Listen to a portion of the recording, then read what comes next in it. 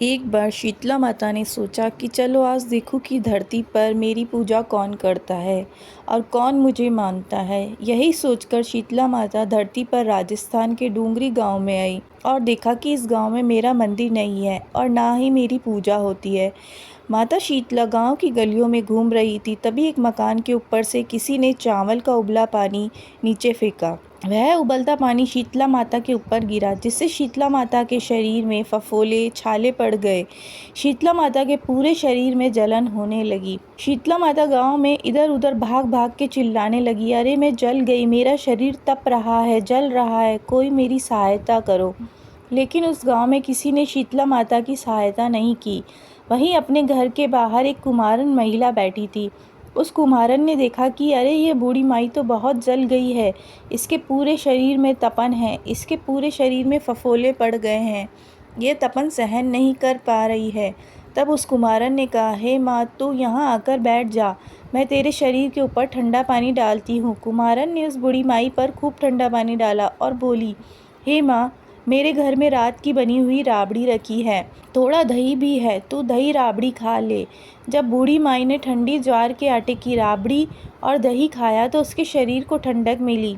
तब उस कुम्हारन ने कहा, आ माँ, बैठ जा, तेरे सिर के बाल बहुत बिखरे हैं, ला मैं तेरी चोटी गूंथ देती हूँ। और कुम्हारन माई की चोटी गूंथने हेतु कंघी बालों में करती रही। अचानक कुम्हारन की नज़र उस बूढ़ी माई के सिर के पीछे पड़ी तो कुम्हारन ने देखा कि एक आंख बालों के अंदर छिपी है। यह देखकर वह कुम्हारन डर के मारे घबराकर भागने लगी। तभी उस बूढ़ी माई ने कहा, रुक जा बेटी, तू डर मत, मैं कोई भूत प्रेत नहीं हूँ, मैं शीतला देवी हूँ। मैं तो इस धरती पर देखने आई हूँ कि मुझे कौन मानता है, कौन मेरी पूजा करता है।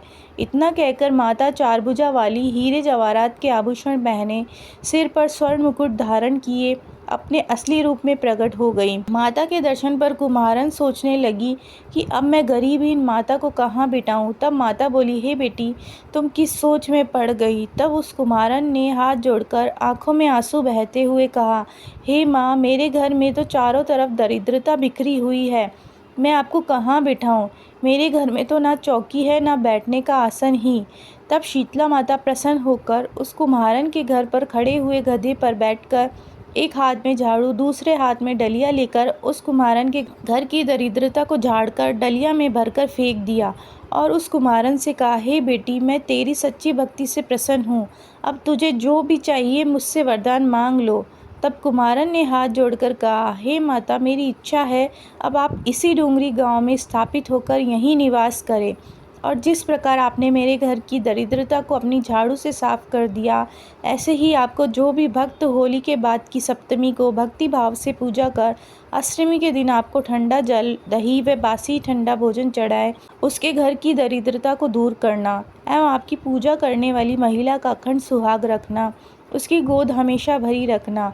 साथ ही जो पुरुष शीतला अष्टमी को नाई के यहाँ बाल ना कटवाए, धोबी को कपड़े धुलने ना दे और पुरुष भी आप पर ठंडा जल चढ़ाकर, नारियल फूल चढ़ाकर परिवार सहित ठंडा बासी भोजन करे, उसके काम धंधे व्यापार में कभी दरिद्रता ना आए। तब माता बोली, तथास्तु। हे बेटी, जो तूने वरदान मांगे मैं सब तुझे देती हूँ। हे बेटी, तुझे आशीर्वाद देती हूँ कि मेरी पूजा का मुख्य अधिकार इस धरती पर सिर्फ कुम्हार जाति का ही होगा। तभी उस दिन से डूंगरी गांव में शीतला माता स्थापित हो गई और उस गांव का नाम हो गया शील की डूंगरी।